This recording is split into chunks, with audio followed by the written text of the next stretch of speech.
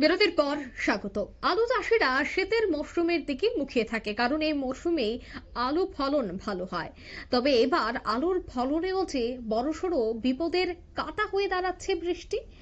পশ্চিমবঙ্গের বিভিন্ন জায়গায় দুদিন যাবৎ বৃষ্টি, আর বৃষ্টির ফলেই কিন্তু এবার চাষিরা রীতিমতো ক্ষতির সম্মুখীন। বিশেষ করে পশ্চিমবঙ্গের সীমানায় আলু রপ্তানিতে একদিকে নিষেধাজ্ঞার জেরে আলুর দাম একেবারে তলানিতে, ফলে চাষের খরচটুকু উঠে আসা নিয়ে যখন চিন্তায় আলু চাষিরা, তখন মরার উপর খাড়ার ঘায়ের মতো শুরু হয়েছে নিম্নচাপের বৃষ্টি। আলু তোলার এই মরশুমে বৃষ্টি শুরু হওয়ায় এখন সব হারানোর হায় হতাশায় রয়েছে আলু চাষিরা। গত বছর পুজোর আগে থেকেই সরকারি নিষেধাজ্ঞায় ভিন রাজ্যে আলু রপ্তানি বন্ধ ছিল, যার জেরে এখনো রাজ্যের বহু হিমঘরে জমে রয়েছে পুরনো আলু। এর মাঝেই নতুন আলু বাজারে এসে পড়ায় আলুর দর কিন্তু আরো অনেকটাই নেমে গেছে। গতকাল মাঠ থেকে সদ্য তোলা আলুর দর নেমে দাঁড়িয়েছে বস্তা প্রতি মাত্র 235 টাকা, অর্থাৎ উৎপাদিত আলু কেজি প্রতি বিক্রি হচ্ছে 4 টাকার সামান্য বেশি দরে। এর ফলে স্বাভাবিকভাবেই চাষের খরচ তোলা নিয়ে ব্যাপক দুশ্চিন্তায় রয়েছে আলু চাষিরা।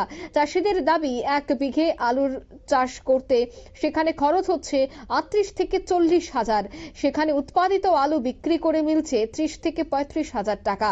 আলু চাষে যখন এমন সংকট, ঠিক তখনই মরার উপর খাড়ার ঘাড় মতো আজ থেকে নিম্নচাপের জেরে বাঁকুড়া জেলায় বৃষ্টি শুরু হয়ে গেছে। আলু তোলার ঠিক আগেই এই বৃষ্টি আলু চাষের কফিনে শেষ পেরেক বলেই মনে করছেন চাষিরা। চাষিদের দাবি, অধিকাংশ জমিতেই আলুর পোকা শুরু হয়ে গেছে, আর কিছুদিনের মধ্যেই সে আলু তোলার উপযোগী হয়ে উঠবে। আর তার আগেই বৃষ্টি শুরু হওয়ায় একদিকে যেমন আলু জমিতে পচে যাওয়ার আশঙ্কা রয়েছে, তেমনি পেকে যাওয়া আলুতে দাগ হয়ে যাবে, এবং দাগি যে আলু, সে আলুর দাম বাজারে অনেকটাই কম, লোকসানের বহর আরো বেশি বৃদ্ধি পাবে। এদিকে সরকারি নিষেধাজ্ঞায় দামের কোপ, অন্যদিকে প্রকৃতির খামখেয়ালিপনার জের, দুয়ের এই জোড়া ফলায় কিন্তু আপাতত ঘুম উঠছে এবার বাঁকুড়া জেলার হাজার হাজার আলু চাষিদের। সে বিষয়ে আলু চাষিদের কি বক্তব্য শোনাচ্ছি। রয়েছেন আপনারা? আতঙ্কে মানে এখন তো বৃষ্টি বলছে 3 দিন হবে। হ্যাঁ, শনিবার অবধি হবে। এখন যা পরিস্থিতি, আলু সব তো নষ্ট হয়ে যাবে যদি জোর বৃষ্টি হয়। সব পেকে গেছে আলু এখন। হ্যাঁ, এই বৃষ্টি হলে প্রচন্ড ক্ষতি, মানে চাষি তো এমনি আলুর দাম নাই, তারপরে যদি এই বৃষ্টি হয় তাহলে তো পরিস্থিতি খারাপ হয়ে যাবে। চাষি তো একবারে মানে কি বলবো, মানে পয়সাই তুলতে পারবে না। হ্যাঁ, মানে এই মুহূর্তে কি আপনারা আতঙ্কে রয়েছেন? আতঙ্ক তো 100% আতঙ্ক যদি 3 দিন বৃষ্টি হয়। আচ্ছা, হ্যাঁ। মহাজনের কাছে ঋণ নিয়ে চাষ করেছেন? হ্যাঁ, এখন আমাদের ঋণ নিয়ে চাষ করা হয়েছে। আলুর তো দাম নাই, বিক্রি করতে পারছি না। এই দামে বিক্রি করলে আমাদের খরচার পয়সা উঠবে না।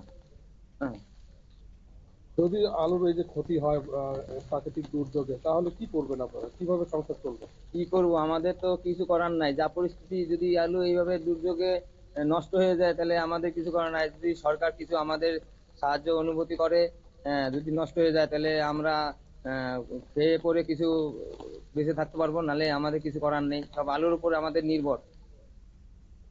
কত বিঘা আলু আছে আপনার? আছে 3-4 বিঘে আলু আছে। আপনার নাম? সুবল সরকার।